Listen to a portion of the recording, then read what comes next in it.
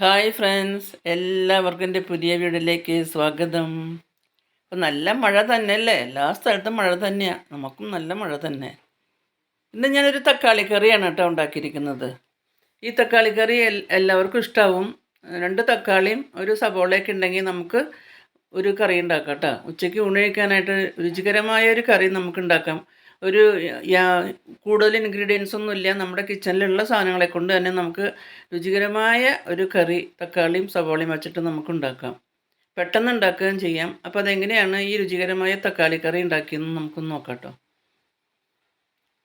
അതിന് വേണ്ടിയിട്ട് 4 തക്കാളി എടുത്തിട്ടുണ്ട് കേട്ടോ. ചെറിയ ഒരു ഇടത്തരം തക്കാളിയാണ്, അതുകൊണ്ട് ഞാൻ 4 എണ്ണം എടുത്തിട്ടുണ്ട്. വലുതാണെങ്കിൽ 2 എണ്ണം ആയാലും മതി. അപ്പോൾ നമുക്ക് എത്ര വേണോ, എത്ര ആൾക്കാരുണ്ടെന്ന് വെച്ചാൽ അതനുസരിച്ച് എടുക്കാം. ഞാൻ 4 എണ്ണം ഒരു മീഡിയം സൈസാണ് തക്കാളി, നല്ല പഴുത്ത തക്കാളി നോക്കി നല്ലപോലെ കഴുകി തുടച്ച് കൊണ്ടുവന്നിട്ടുണ്ട്. അതിനുശേഷം ഒരു സവോള തൊലി കളഞ്ഞ് കഴുകി വെച്ചിട്ടുണ്ട്. ഒരു കഷ്ണം ഇഞ്ചി, 3-4 പച്ചമുളക്, 5-6 വെളുത്തുള്ളി അല്ലി കഴുകി കൊണ്ടുവന്നിട്ടുണ്ട്. എല്ലാ തൊലിയൊക്കെ കളഞ്ഞ് കുറച്ച് കറിവേപ്പില, ഇത്രയും സാധനങ്ങളാണ് കേട്ടോ നമ്മൾ ചേർക്കുന്നത്. അതിനുശേഷം നമ്മളിത് കഴുകി വെച്ചിരുന്ന തക്കാളി ഇങ്ങനെ നീളത്തിൽ ഇങ്ങനെ അരിഞ്ഞിട്ട് കൊടുക്കുന്നുണ്ട്. അപ്പോൾ തക്കാളി മുഴുവൻ ഞാനിങ്ങനെ അരിഞ്ഞിട്ട് കൊടുത്തു.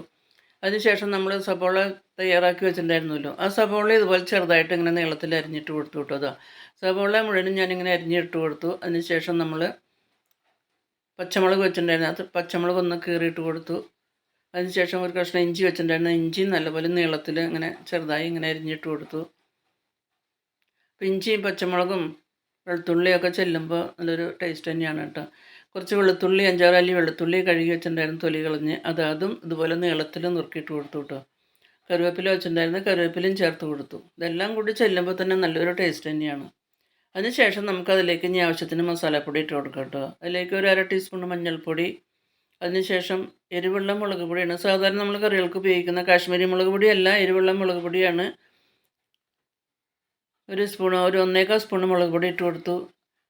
അതിനുശേഷം 1 ടീസ്പൂണ് മല്ലിപ്പൊടി, ആവശ്യത്തിന് ഉപ്പും കൂടി ചേർത്ത് കൊടുത്തു.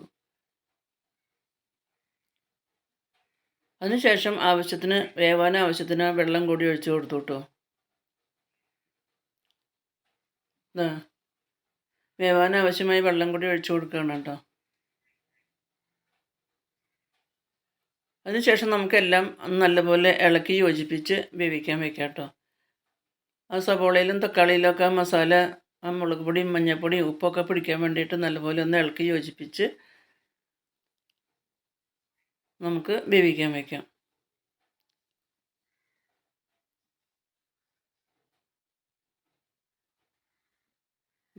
നല്ലപോലെ ഇളക്കി യോജിപ്പിച്ചു. അതിനുശേഷം ഒന്ന് അടച്ചു വെച്ച് നമുക്ക് 2 മിനിറ്റ് ഒന്ന് വേവിച്ചെടുക്കാം കേട്ടോ.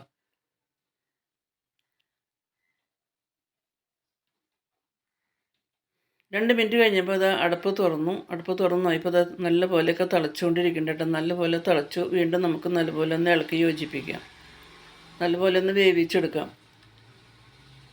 വീണ്ടും നല്ലപോലെയൊക്കെ ഒന്ന് ഇളക്കിയതിന് ശേഷം വീണ്ടും 2 മിനിറ്റ് അടച്ചു വെച്ച് വേവിക്കാൻ വെച്ചു കേട്ടോ. 2 മിനിറ്റ് കഴിഞ്ഞപ്പോൾ വീണ്ടും അടുപ്പ് തുറന്നു. കഷ്ണങ്ങളൊക്കെ നല്ലപോലെ വേവാൻ തുടങ്ങിയിട്ടുണ്ട്. വെള്ളമൊക്കെ വറ്റാൻ തുടങ്ങിയിട്ടുണ്ട്. അപ്പോൾ വീണ്ടും നല്ലപോലെയൊക്കെ ഒന്ന് ഇളക്കി യോജിപ്പിച്ചു.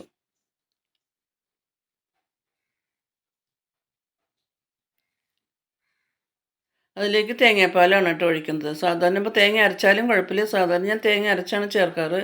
തേങ്ങ അരച്ചും ചേർക്കാം. ഞാൻ ഇത്തവണ തേങ്ങാപ്പാലാണ് ഒഴിച്ചു കൊടുത്തത്. അപ്പോൾ തേങ്ങാപ്പാൽ ഒഴിക്കുമ്പോൾ ഒരു പ്രത്യേക രുചിയുണ്ട് കേട്ടോ. നമ്മൾ എത്രയോ തേങ്ങ അരച്ച് ചേർക്കണോ ആ തേങ്ങയുടെ പാലാണ് എടുത്തത്. ഒരു ചെറിയ തേങ്ങയാണ്. ചെറിയ തേങ്ങ ചിരകി വെച്ചിട്ടുണ്ടായിരുന്നു. അപ്പോൾ അതിൻ്റെ പാല് പിഴിഞ്ഞ് വെച്ചിട്ടുണ്ടായിരുന്നു.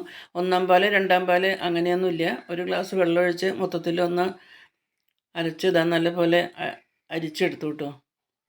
അത് ഒഴിച്ചു കൊടുത്തു കറിയിലേക്ക്. അതിന് ശേഷം നമുക്ക് നല്ലപോലെ ഒന്ന് ഇളക്കി യോജിപ്പിക്കാം. ഒന്ന് തള വരുന്നത് വരെ നമുക്ക് പതുക്കെ ഒന്ന് ഇളക്കി കൊടുക്കാം കേട്ടോ. ഒരുപാട് അങ്ങോട്ട് തിളപ്പിക്കേണ്ട ആവശ്യമില്ല. ഒന്ന് തള വരുന്നത് വരെ നമുക്കൊന്ന് പതുക്കെ ഒന്ന് ഇളക്കി ഇങ്ങനെ കൊടുക്കാം. തള വരാൻ തുടങ്ങുമ്പോൾ നമുക്ക് ഫ്ലെയിം ഓഫ് ചെയ്യാം.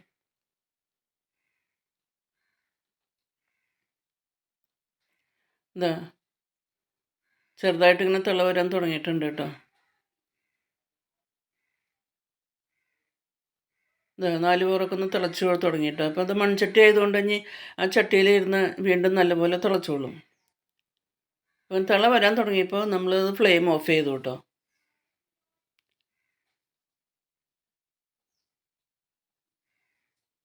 അതിനുശേഷം ഒരു ഫ്രൈ പാൻ അടുപ്പത്ത് വെച്ച് നമുക്കതൊന്ന് മൂപ്പിച്ചെടുക്കണം കേട്ടോ. അതിന് വേണ്ടിയിട്ട് ഫ്രൈ പാൻ അടുപ്പത്ത് വെച്ചു. അത് ചൂടായപ്പോൾ അതിലേക്ക് ഒരു 1.5 സ്പൂണ് വെളിച്ചെണ്ണയാണ് ഒഴിച്ച് കൊടുത്തത്. വെളിച്ചെണ്ണയിൽ മൂപ്പിക്കുന്നതാണ് കൂടുതലും സ്വാദ് കേട്ടോ.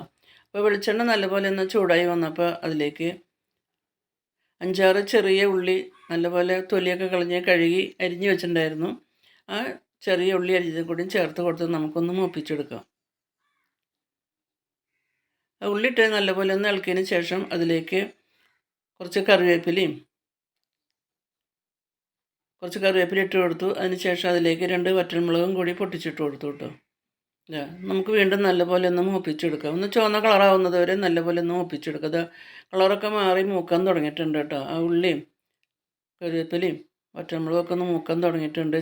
ചുവപ്പ് കളറാവാൻ തുടങ്ങിയിട്ടുണ്ട്. ഇനി നമുക്കത് നമ്മൾ ഉണ്ടാക്കി വെച്ചിരിക്കുന്ന കറിയിലേക്ക് ഒഴിച്ചു കൊടുക്കാം. ഉള്ളി മൂപ്പിച്ചത് ഞാൻ കറിയിലേക്ക് ഒഴിച്ചു കൊടുത്തു കേട്ടോ. അപ്പം നല്ലൊരു ടേസ്റ്റി കറിയായി. പെട്ടെന്ന് ഉണ്ടാക്കാൻ പറ്റും. നമ്മുടെ വീട്ടിലുള്ള സാധനങ്ങളെ കൊണ്ട് തന്നെയല്ലേ. ഒരുപാട് പച്ചക്കറികൾ, ഒരുപാട് സാധനങ്ങളൊന്നും വേണ്ടല്ലോ. 2 തക്കാളി, ഇഞ്ചി, പച്ചമുളക്, സബോളയൊക്കെ ഉണ്ടെങ്കിൽ നമുക്ക് ഊണ് കഴിക്കാൻ നല്ലൊരു കറി റെഡിയായി.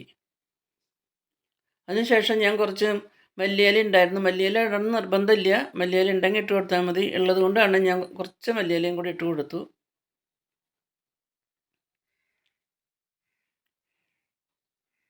മല്ലിയിലയും കൂടി ചെല്ലുമ്പോൾ ഒരു പ്രത്യേക ടേസ്റ്റ് കിട്ടും കേട്ടോ. അപ്പോൾ ഈ തക്കാളിയും സബോളയും കൊണ്ടുണ്ടാക്കിയ കറി നിങ്ങൾക്ക് എല്ലാവർക്കും ഇഷ്ടമെന്ന് വിചാരിക്കുന്നു. ഇഷ്ടമായാൽ ലൈക്ക് ചെയ്യാനും ഷെയർ ചെയ്യാനും കമൻറ്റ്സ് ചെയ്യാനൊന്നും മറക്കരുത്. ആദ്യമായിട്ട് കാണുന്നവരാണെങ്കിൽ ഒന്ന് സബ്സ്ക്രൈബ് ചെയ്ത് സപ്പോർട്ട് ചെയ്യാനും മറക്കരുത്. പുതിയൊരു വീഡിയോ ആയിട്ട് നമുക്ക് വീണ്ടും കാണാം. Thank you for watching.